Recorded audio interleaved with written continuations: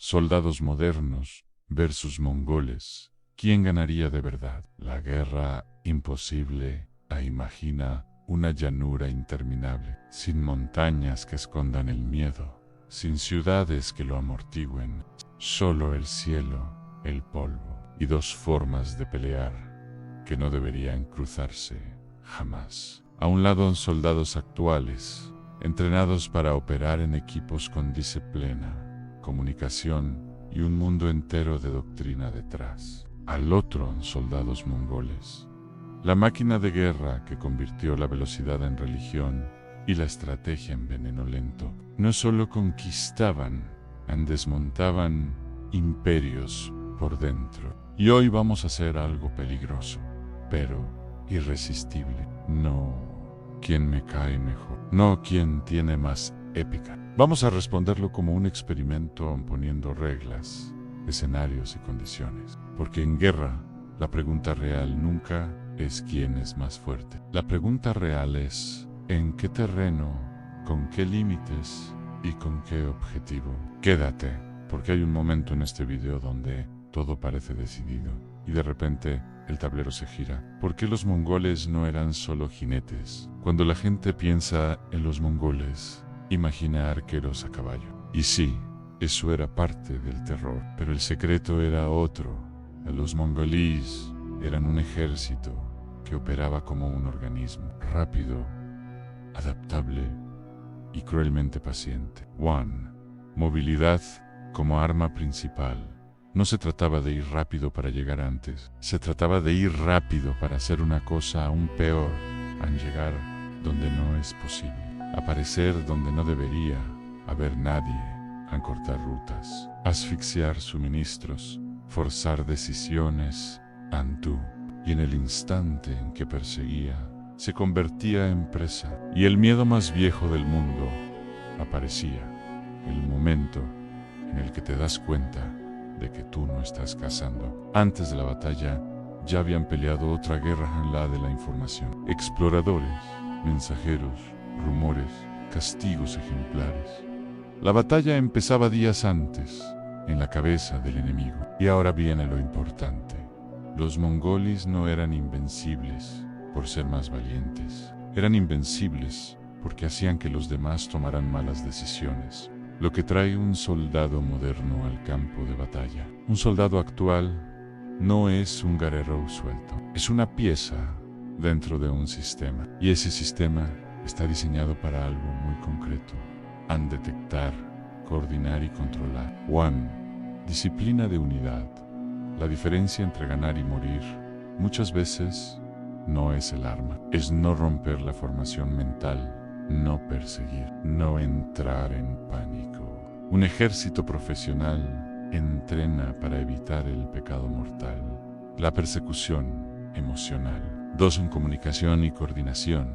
Cuando puedes compartir información rápido, la guerra cambia. El enemigo ya no es lo que veo, sino lo que el equipo sabe. 3. En protección y resistencia. El cuerpo moderno va envuelto en protección y equipamiento pensado para sobrevivir a impactos. Metralla, caídas, fatiga. En la antigüedad, muchas batallas se ganaban simplemente por aguantar un poco más. Aquí, aguantar un poco más puede ser una eternidad. Pero cuidado, un soldado moderno, sin su sistema completo, sin apoyo, sin logística, no es invencible. Es potente, sí, pero la guerra también se gana con desgaste. Y ahí es donde los mongoles eran artistas. Las reglas del experimento para que no sea fantasía. Vamos a jugar limpio. Y para que el video sea honesto, hacemos 3 escenarios, 3 rondas, con reglas claras. Porque si mezclas todo, la respuesta se vuelve obvia. Ronda 1 en campo abierto, de día. Sin guerra total, nada de aviación, nada de artillería masiva. Nada de apretar un botón y ya. Solo el combate de unidades, con medios limitados. Ronda 2. Terreno roto, bosque, colinas, bajo, obstáculos.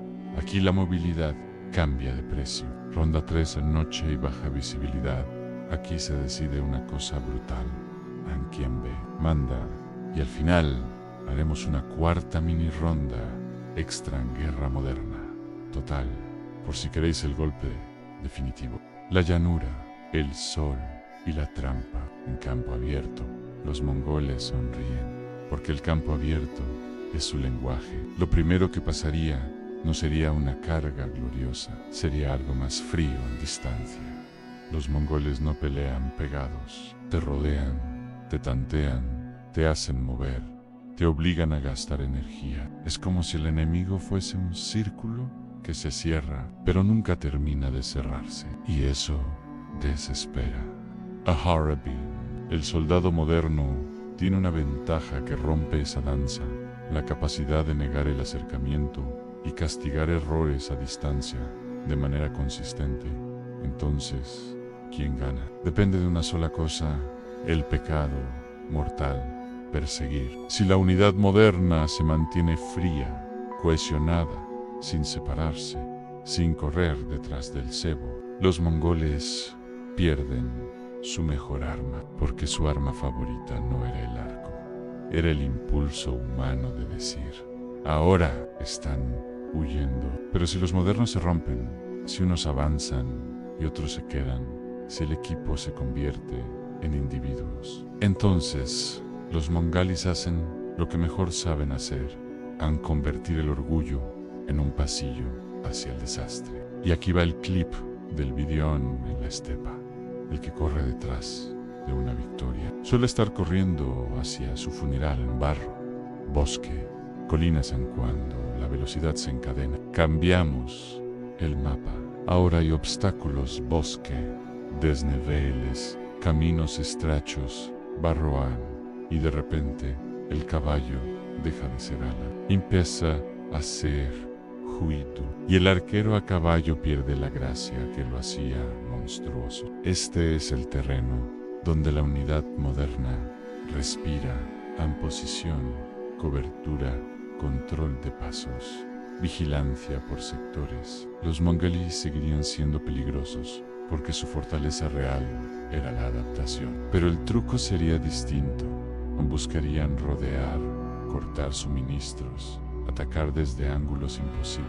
Y aquí entra el factor que casi nadie menciona en estos debates: la logística. Un ejército no se alimenta de épica, se alimenta de comida, descanso y rutas seguras. Los mongoles eran famosos por su autosuficiencia y por operar con una logística que, para su época, era sorprendentemente eficiente. Pero un entorno cerrado castiga su movilidad y su comunicación a caballo. En terreno roto, la ventaja se mueve hacia el lado que puede convertir el mapa en un rompecabezas de emboscadas controladas. Resultado probable de la ronda 2 en ventaja moderna. No por ser más fuertes, sino porque aquí el espacio deja de ser océano y se vuelve pasillo. La noche en el mundo se apaga. Ahora baja el sol, y con él caen muchas certezas. En la historia, la noche era el reino del caos, gritos, confusión, unidades que se pierden golpes y sigas. Pero en la guerra moderna, la noche a menudo no es oscuridad, es ventaja. Aquí el factor clave no es valentía, es ver antes. Ver antes significa decidir antes, y decidir antes significa que el enemigo reacciona tarde. Para los mongoles, que dependían tanto de movilidad y coordinación visual en un espacio abierto, la noche es un impuesto cruel. Podrían intentar hostigar, confundir, provocar incendios, ruido. Pero si el rival mantiene disciplina, la noche deja de ser misterio y se vuelve control. Resultado probable de la ronda 3. Ventaja moderna clara. Y aquí el gancho en la noche no mata. Mata el segundo en el que crees que estás solo, y no lo estás. Guara moderna. Totala. El martillo final. Si quitamos el freno y dejamos entrar todo lo que define el combate moderno, la conclusión suele ser brutalmente simple. El alcance, la detección y la potencia de fuego a distancia convierten el choque en algo asimétrico. Esto ya no serían mongoles, versus soldados. Sería siglo XIII versus un ecosistema completo de guerra. Pero ojo en decir, esto no es quitar mérito a los mongolíes. Es reconocer una verdad incómoda. La guerra no es un duelo de honor, es una evolución tecnológica y organizativa. Entonces, ¿quién ganaría de verdad? Si el combate es limitado, si lo conviertes en una guerra de unidades, con recursos restringidos, terreno favorable y posibilidad de desgaste. Los mongolíes pueden crear un escenario donde el enemigo se rompa por dentro. Pero si el combate incluye las ventajas modernas más típicas, especialmente la noche, la coordinación y el control del terreno, la balanza se inclina fuerte hacia el lado moderno. La conclusión honesta es esta. Los mongolíes ganarían guerras donde el enemigo comete errores humanos.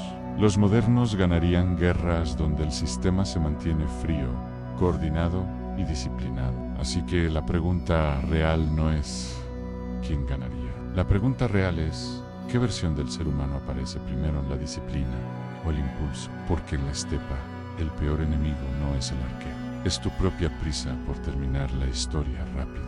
Y ahora te toca a ti. ¿Con qué reglas quieres que lo haga en el próximo video?